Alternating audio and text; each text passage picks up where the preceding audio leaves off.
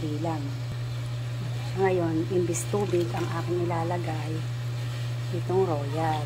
Kasi para yung sabaw niya, parang kala nyo aliginang alimango.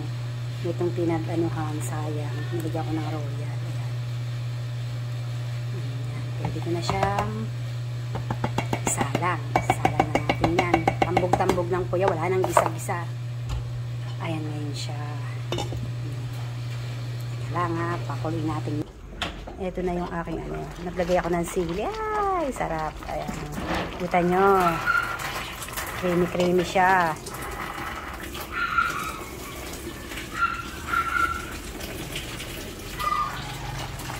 Diba? Hindi ko na siya hinati. Dati kasi hinahati ko Angie yung ano. Hindi ko na siya hinati kasi ito na yung aking ano. Haluin ko siya. Ayan. Kasi ako hindi ko mahalo ah. Ang laki ng ano niya oh. Patitikinin ko yung kapatid kong lalaki kasi andi dito yung aking hipag sa pinsan o uwi ng Bulacan. Eh yung kapatid kong lalaki nandyan yun sa amin sa Bulacan. Gusto ko siyang patikimin yung aking niluto.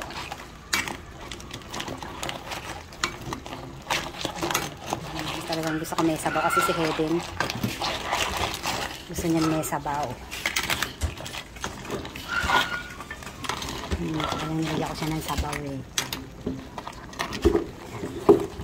Ang laki nito oh.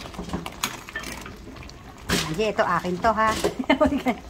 Hindi ko po siya talaga biniya kasi nung dati nagluto ako biniya ko sa gitna na wala yung mga ano niya sa loob ng alimango. Ito yung sabaw lang niya, sabaw na. Eh ano na, sabaw lang yan, ulam na. Kukulin ko pa po siya para pumasok yung ano sa loob. Tambog-tambog lang yan, wala nang gisa-gisa. Pakukulin ko na lang po. Ay, luto na siya. Masyadong lamira. Kasi hinalo ko ng hinalo. Luto na siya. Kakain muna po kami. Kain po tayo. Tingnan niyo ang laki nito. Ang titira nito si Jimbo. At saka eto, kay Jimbo to. Itong malaki na to. Yan. Ito lang ang sa akin kasi baka ako ma-high blood. Low blood ako pero yung cholesterol niyan malakas. Yan. Kain po. Thank you ng marami. Kain po tayo. Yan yung ano ng birthday ko kaysa kumain kami sa labas. Ay, naku, ang ingay. Ayan. Nagluto ako. Thank you.